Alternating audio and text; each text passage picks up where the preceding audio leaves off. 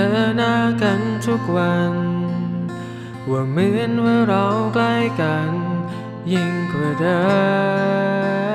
มโดยไม่รู้ตัวยิ่งยิ้มยิ่งทำฉันหวันไม่อาจจะเพลอไปเกินเพื่อนกันมากกว่านี้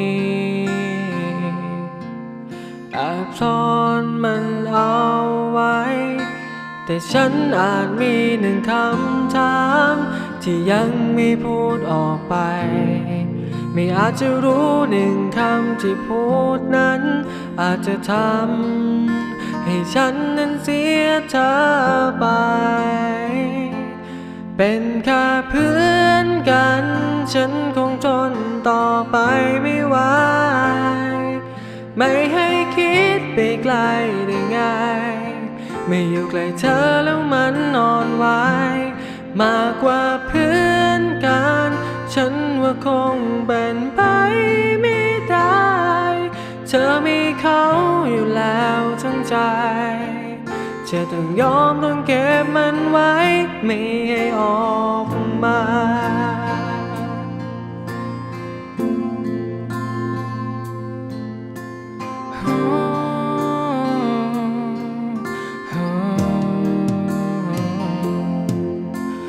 ยอมและยอมรับมันผิดที่ฉันไม่อาจห้ามใจตัวเองไว้ไม่คิดไปไกลอยู่อย่างนี้ก็ดีเท่าไรดีแค่ไหนได้อยู่ใกล้กันเธอกับฉันอยู่ด้วยกันยังตอนนี้แต่ฉันอาจมีหนึ่งคำถามที่ยังไม่พูดออกไปไม่อาจจะรู้หนึ่งคำที่พูดนั้นอาจจะท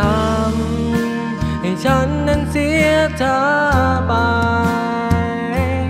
เป็นแค่เพื่อนกันฉันคงทนต่อไปไม่ไหวไม่ให้คิดไปไกลได้ไงไม่อยู่ใกล้เธอแล้วมันอ่อนไหวมากกว่าเพื่อนกันฉันว่าคงเป็นไปไม่ได้เธอมีเขาอยู่แล้วทั้งใจจะต้องยอมต้องเก็บมันไว้ไม่ให้ออกมาฉันรู้ว่าฉันคงเป็นได้แค่ฝัน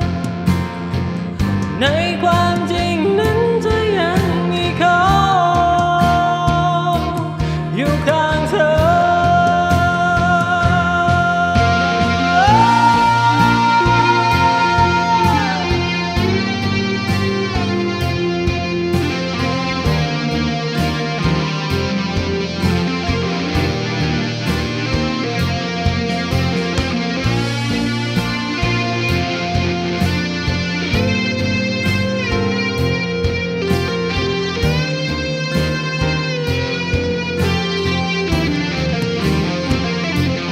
เป็นแค่เพื่อนกัน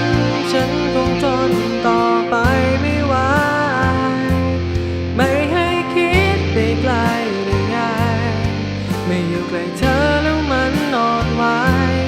มากกว่าเพื่อนกันฉันว่าคงเป็นไป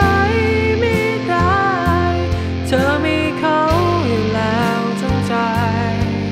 จะต้องยอม